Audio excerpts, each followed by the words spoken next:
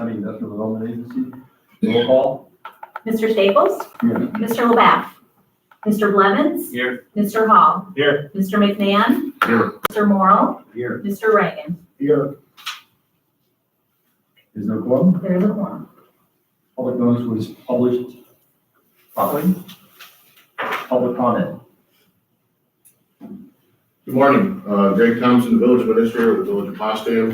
Thank you very much for giving me just a few seconds of your time this morning.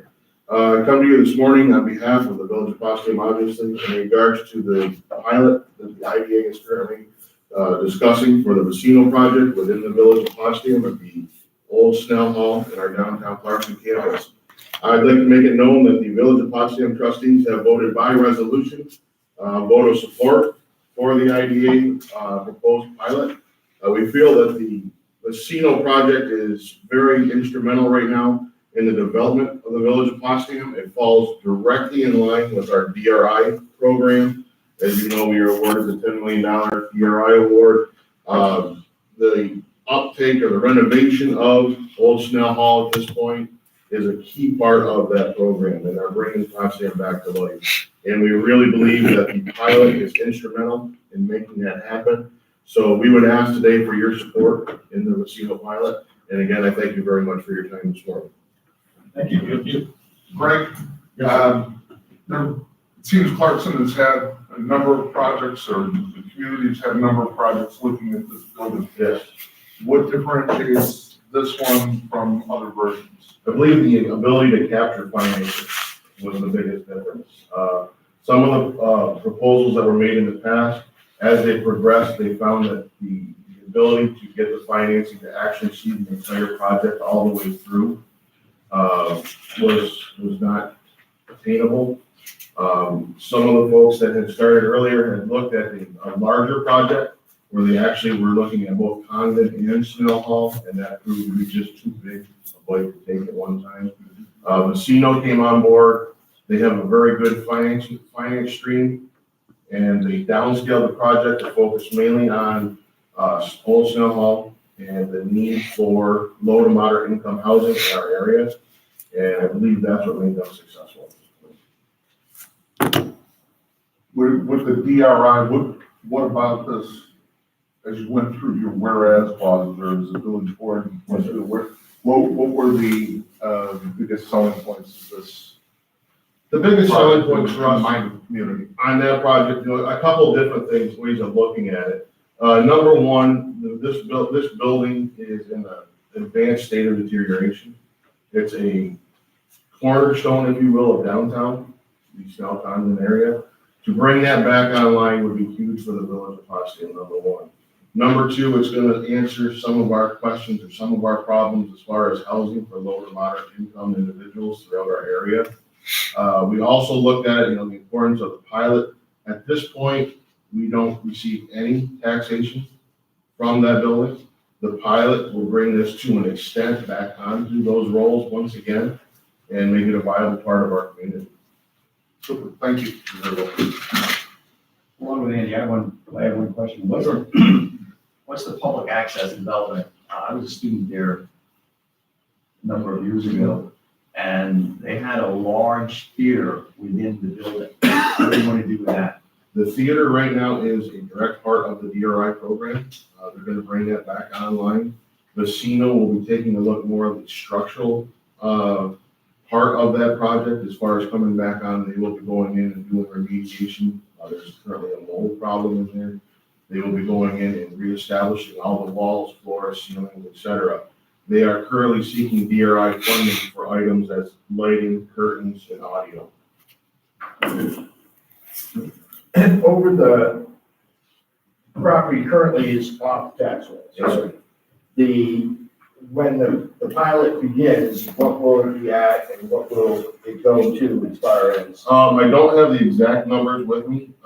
Basically what will happen is a 32-year pilot. The first 2 years, basically we will receive money as back taxes that are owed, as there is currently a lease in place. And because the lease is in place, the tax exemption goes away. So they'll pay back basically what they owe for the first 2 years.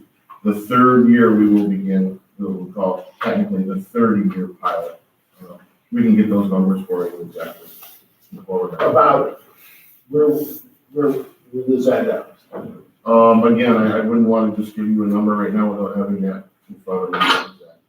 Unless, Patrick. The pilot schedule's on page 19, and it leaves the payment breakdown. We can do that when the resolution comes up, specifically.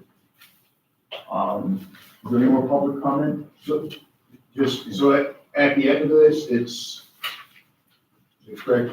So it'll be $119,000 a year?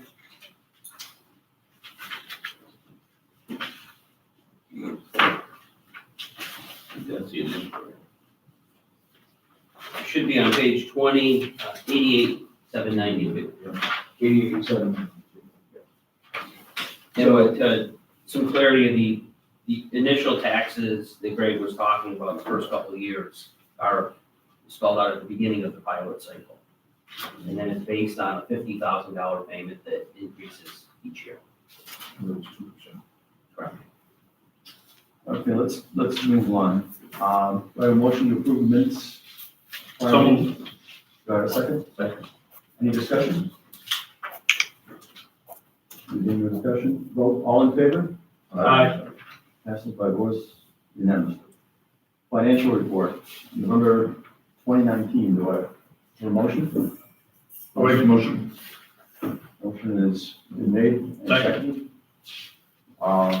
Any discussion? You have your November financials in your packet. Page 4 is your highlight sheet. You received building revenues of approximately $5,000. Interest income, your fourth installment of the economic development contract from St. Lawrence County. $10,000 contribution from St. Lawrence County to J&L revenues for the rehabilitation. Project fees of $2,000. Expenses, we had a installation of an air conditioning unit at the Potsdam building as part of the lease. Then typical expenses, you had J&L expense and significant Newell expenses. One was for part of the construction cost, the invoice number 2 from the company. Anybody would like any more details? Just be more specific. J&L is Jones and Laughlin. And that's Correct. the cleanup and of that particular site. Correct. And then the second was Newell, and that's rehabilitation of the Newell building in Oxford. in Arkansas, New York, that's their current renovation project. How much is left to spend on the new building? I have a sheet for that. For the Newell building, to date, we've expended approximately 1.4 million. We expect about another 200,000. Spent on our promotional marketing expenses, a little higher than we budgeted. Is that gonna be an ongoing thing? It's actually at the end of the year, those costs will be divided 50% with the River Valley Redevelopment Agency. So you'll see that decrease in December, and they'll take on half of those expenditures throughout the year.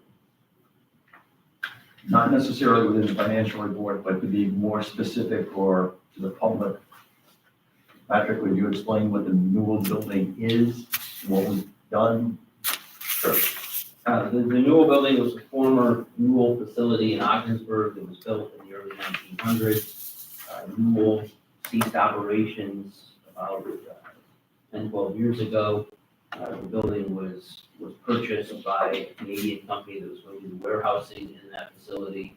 That project didn't work out. The city took the building back for lack of tax payments. We have a memorandum of understanding with the city where we are working with them on some funding sources, a Restore New York grant from the state, the National Grid grant program, where we are assisting them by funding the upfront costs of the rehabilitation that are going to be reimbursed through those grant programs. And then as this concludes, we have the agreement in place to take the building over to market, to develop it, and use it as an economic development asset. Have we applied for any reimbursement, grant reimbursement yet? I think they're in the process of actually submitted. We've received some, communications on that, but nothing has been officially received.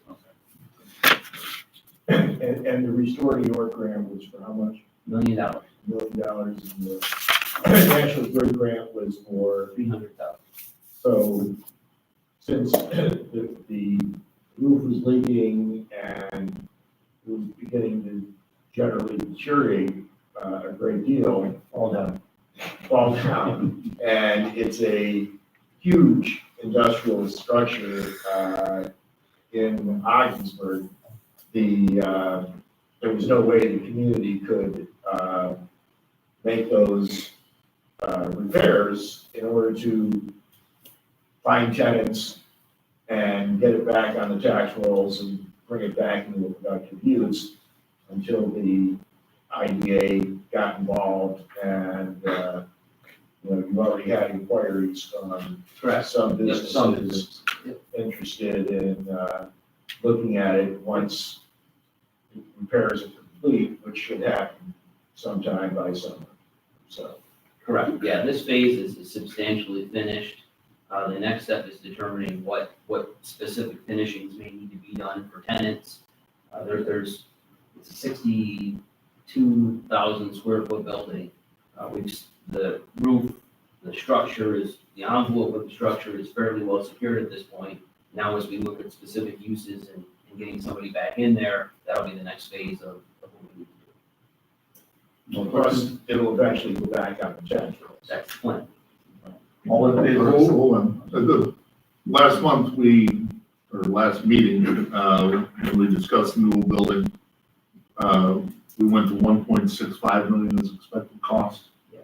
As you're peeling the onion, is that still a good number? Yeah, for now, yes, there'll be, It depends on future For use this- perhaps. Correct. yep, for this phase, that is still a good number. Any more discussion? All in favor of accepting the financial report? Aye. Passes unanimously. Committee reports. No committee reports? Correct. Staff report. Mr. Keller. The last meeting, you approved the assignment of the St. Lawrence Gas pilot from Enbridge to Liberty Utilities. That has been taken care of. I'll point out to you, the price of zinc is right now a little bit under 95 cents. I give you monthly updates because it's something that we watch carefully. We are in contact with the zinc mines. They're over 100 employees right now. Obviously, the price of zinc is a driving factor in the success of that project, so we watch it carefully. We still continue to have a number of solar project inquiries. We're working with a number of developers who have proposed projects in different municipalities around the county. We were approved for our CFA application with Arconic to try to conceptualize and design the Arconic property as more of an industrial site for future development activities. So we've been working with them on moving that project forward. Would you explain what our client was called? Arconic Alcoa split into two separate entities, Alcoa and Arconic. Arconic being the downstream businesses of the former Alcoa. Alcoa itself became Arconic, and the refining and the core aluminum production businesses became Alcoa Corp. From a properties update, we talked about the Newell building. We have consummated the option to purchase the Potsdam building from the Hart Cabinetry. They exercised their option to enter into a full lease purchase agreement. I have, I think, provided to everybody a nice little article in Woodshop News featuring from the Hart Cabinetry. This is a nice little story about the family business. It's a nice, small, locally owned, family-owned business that's expanding, and to see a national publication do a feature story on it is certainly nice. And I think we can probably get a copy if there's anybody from the press here who want to do a story based on that. As part of our marketing, you'll recall we entered into an agreement with the Procurement Technical Assistance Center. As part of this year's marketing budget, we are recommending that we do that again. They provide office hours and service time right here in this building and throughout the county on a monthly basis. They're a great resource for us as we're trying to refer companies who are looking to do business with different levels of government and the military. Our website revamp is continuing. we're getting closer. We've seen some draft versions of what we think our new website is gonna look like. It's coming along nicely. I'll pass around, we've been running a number of ads for our Come Back Here initiative, to try to encourage people to help refer people to us who may be interested in coming back to the area. We'll kind of pass them around. The idea is, as people are here on vacation, as people are here visiting family, if they grew up here, if they went to college here, if they work here, stationed here in some way, we want to make sure that they're aware, should they be interested in returning to St. Lawrence County, that we have a host of programs and initiatives and incentives that might be able to help to kind of facilitate and accelerate the return of people to the county. Some miscellaneous items for you. We're in the process of doing our annual reporting to the state, for the authority's budget office, and comptroller, public authorities reporting information system, data input. So we have about 90 projects that we report on, and we're gathering information, preparing the report. At our next meeting, we'll have the annual project reviews for you, for the assessments of each of the projects.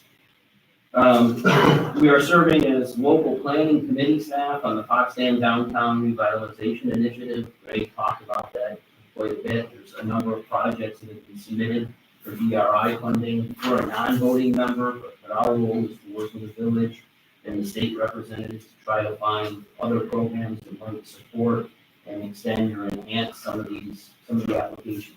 I think the application amounts typically exceed the amount of the $10 million award. So if we can help piece together ways to move projects forward that might not otherwise go forward, we're trying to do that. For county staff hours, will the support of the DRI take? Ballpark? It will be probably around 100 by the time it's done, I suspect. Tom's giving me that look that I'm being optimistic. In the hundreds, I'll say.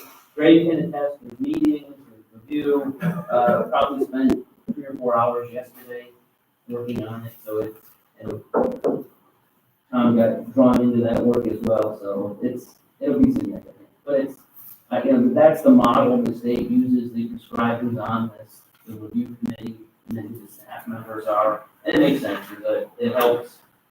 The projects are being driven by the local community who submitted the application, but it's a way of bringing other stakeholders in to try to help round out what we like.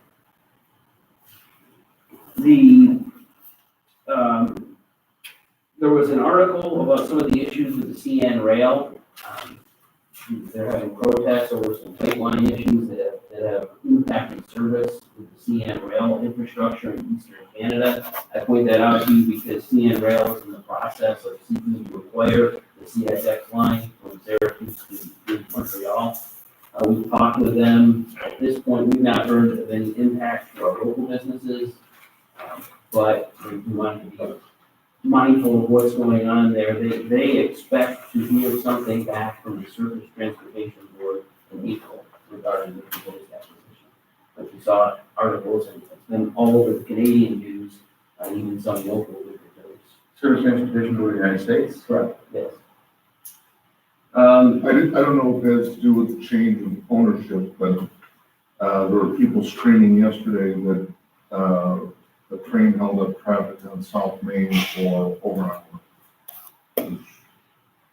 Yeah, I think there's normally a 10 or 15 minute max. I have no idea if this has to do with management and just, something operational happened. Something to Yeah, from a correspondence issue, we received notice from the New York State Department of Labor regarding the Public Works Enforcement Fund. They had sent us a letter a couple of years ago, reminding that public works projects have fees they have to pay into, and we sent back a letter affirming that we received that, and we understood that. Same letter, same process as 2 years ago. That is it for the staff report. Is it okay if I give W2 a copy of our agenda so we can follow along as the meeting progresses? It's on the website, too. Yeah, Patrick, we've been contacted by anybody concerning development of hotel lines. No. I don't know if you saw it or not, but probably said that he's joining, definitely interested. But we're not, haven't seen, they'll share the information. You can do that. Any other questions, Patrick?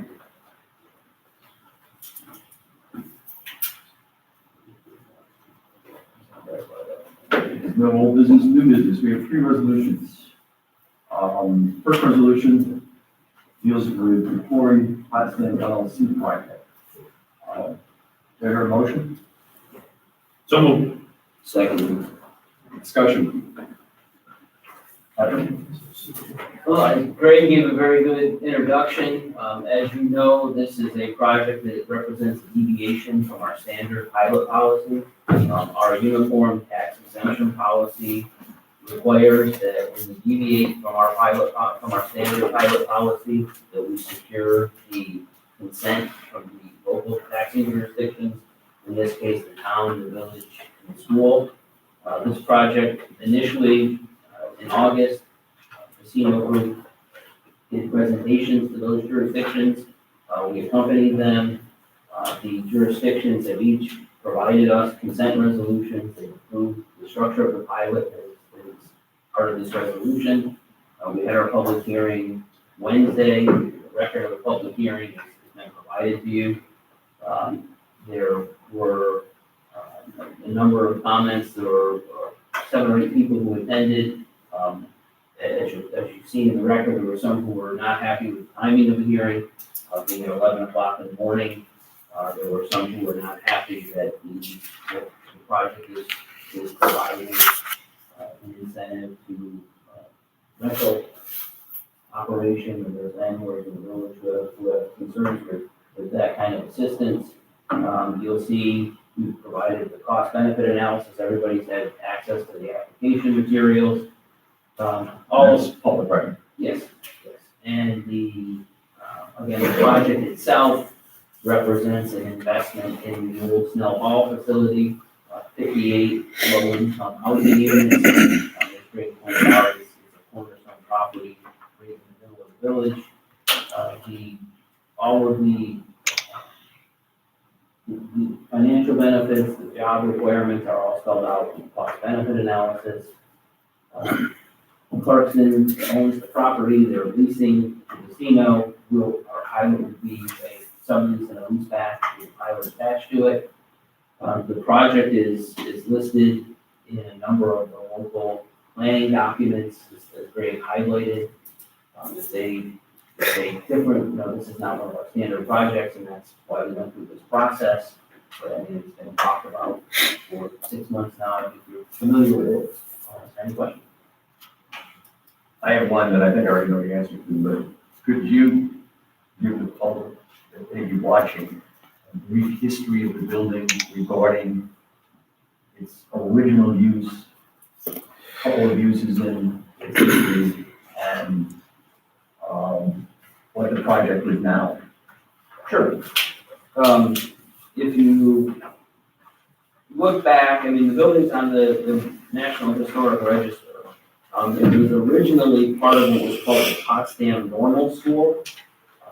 The building itself has been, Greg, do you know how long it's been since it's been occupied? It's been minimally occupied by the building and grounds in Clarkson over the past few years, but to say that, beyond that, I don't have an exact number, but I know it's been a long time. When was the building constructed?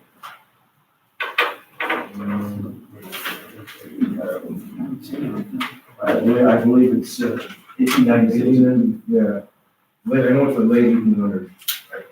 It's an elderly building. Absolutely. It was actually, again, it was part of SUNY Potsdam at one point.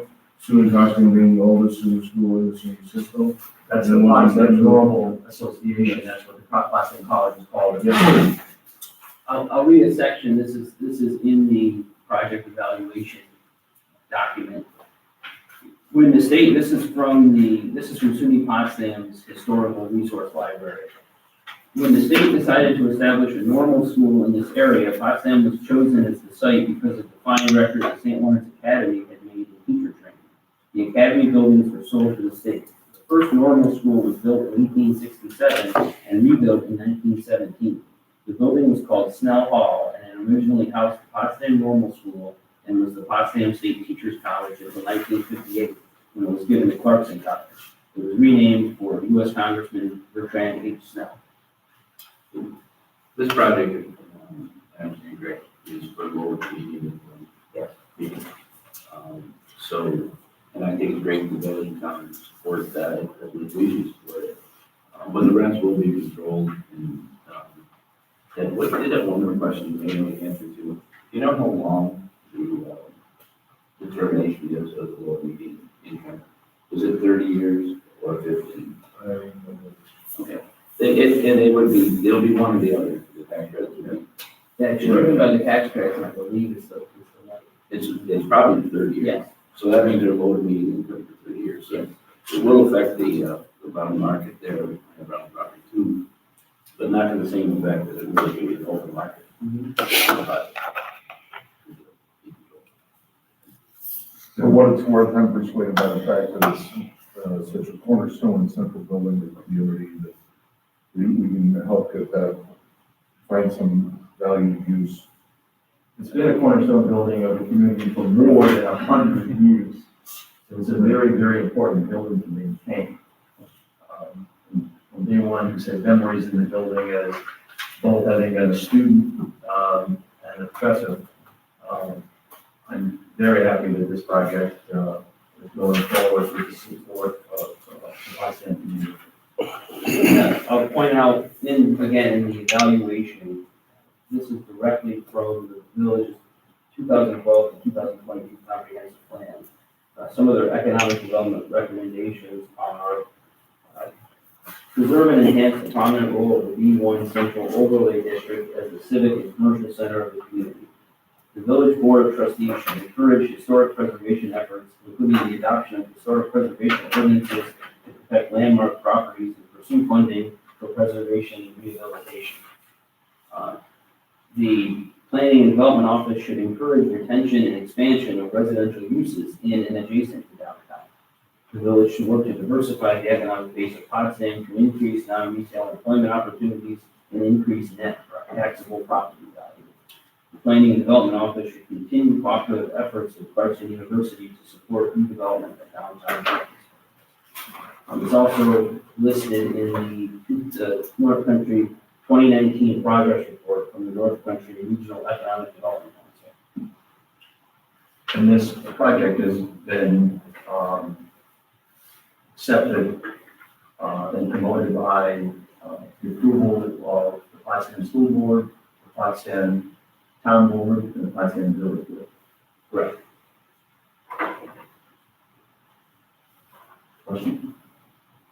The only other thing I'd like to point out is they have a procurement action plan, which would be providing local, subcontracting local contractors to the work.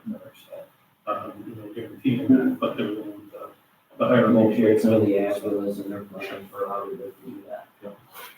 Any other questions or comments? All in favor of approving the resolution? Aye. Passes unanimously. Congratulations. Yes, there was. Oh, yes, yes, no, I just. Yes, there was a first and second. Yes. I didn't want to have to call you every way back. Second resolution of the new business, authorizing the project termination resolution for Butternut Assets. Do I hear a motion? So moved. Second. Discussion. Patrick? This is a project from, you'll recall, we structured projects as sale leasebacks and lease leasebacks. This was back in the sale leaseback time. The project has run its course, the pilot is over, and this is a technical resolution to terminate our interest, and it's now on the capital. It will be. And there's nothing bad meant in the terms of termination. It simply means the end of an arrangement we have with these people. Correct. And how old is this? 10 years. And you stay in touch with these people going forward.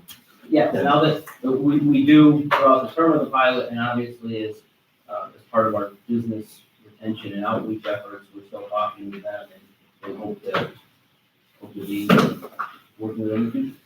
And what do they do? They make environmental cleanup equipment.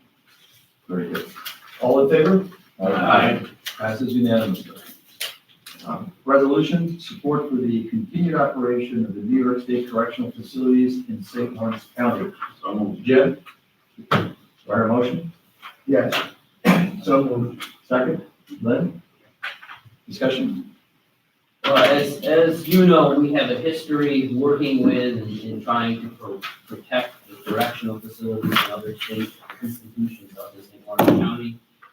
There are three: the Ogdensburg Correctional Facility, the Riverview Correctional Facility, the Governor Correctional Facility. Last year, there were two facilities closed as part of the budget and prison closure process In New York State. in New York State. We worked with the communities, Jim, Senator Ritchie, the village and town of Governor, the city of Ogdensburg, working together to try to make sure that we keep in front of people the importance, the appreciation, and the interest we have in maintaining these facilities in St. Lawrence County. They are obviously key parts of the community, of the economy. They function effectively, they're successful, they're well run. They're a credit to the corrections system. And this is a similar resolution to the one you passed last year that expresses our support for their continued operation. The governor's proposed address recommended the closure or the reduction of 2,500 beds this year. So that's, How many beds do we have in St. Lawrence County? probably 1,600 to 2,000, what is that? My estimate. It's a very important part of our economic structure. Do either Lynn or Jim have comments? Yes, back in the very early 1980s, New York State was facing a crisis because they had attempted to locate new prison construction in the city of New York and faced massive protests in every neighborhood in the city where they tried to locate a prison.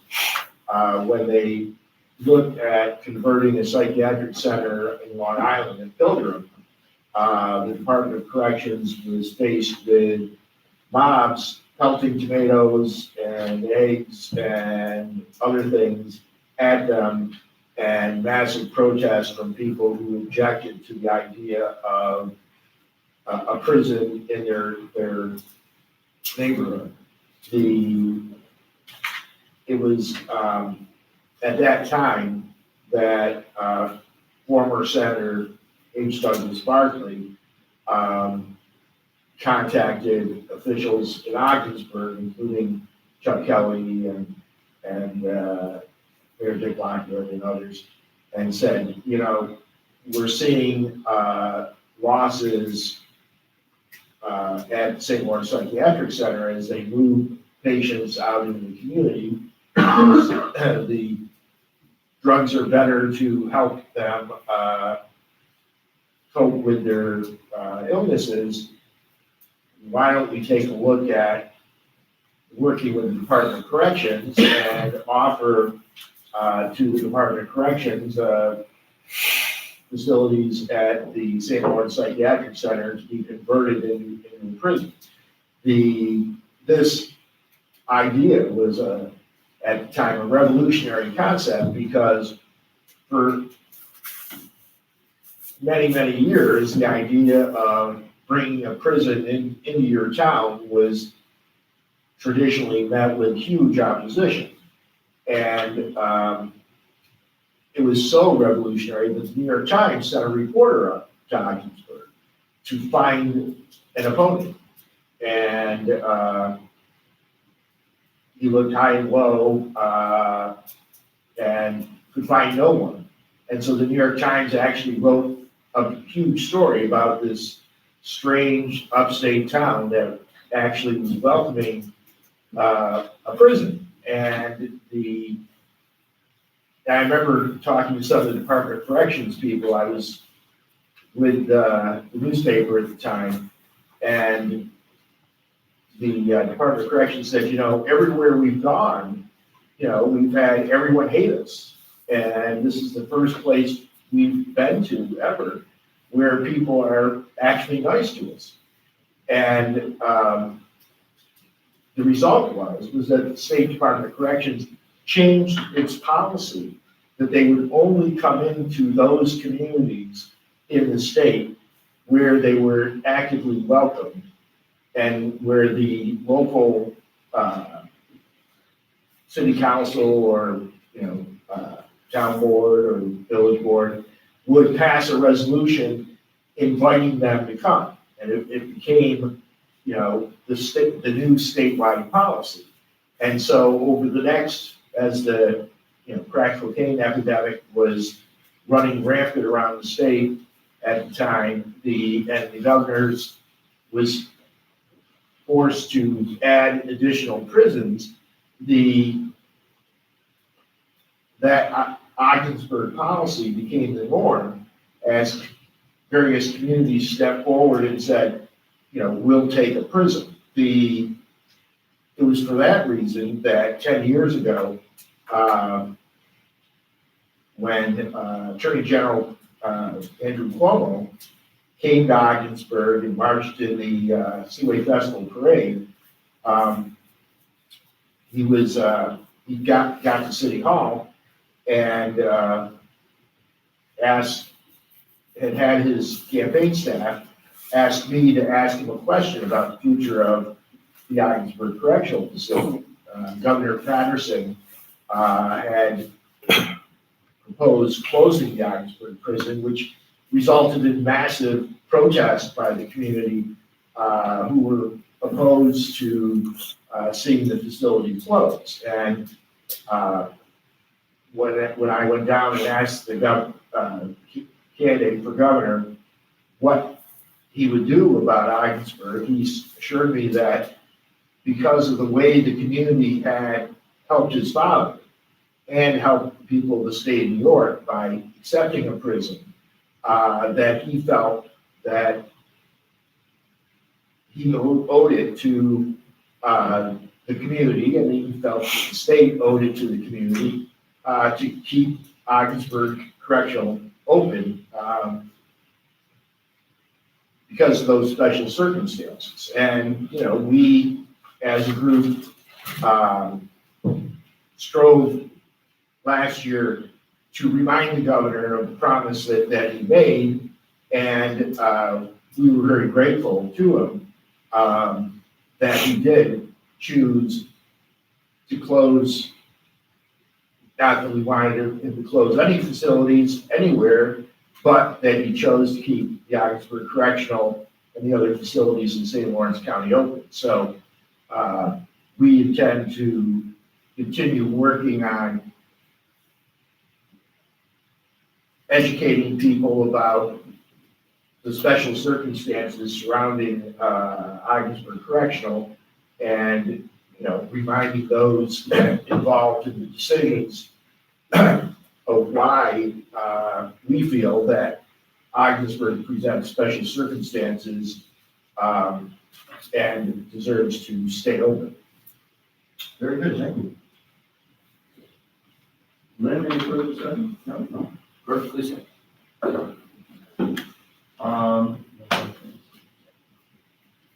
have to vote. Go, okay. All in favor of the resolution? Aye. Passes unanimously. There's being no need for an executive session. Do I hear a motion to adjourn? So moved. We are adjourned. Thank you.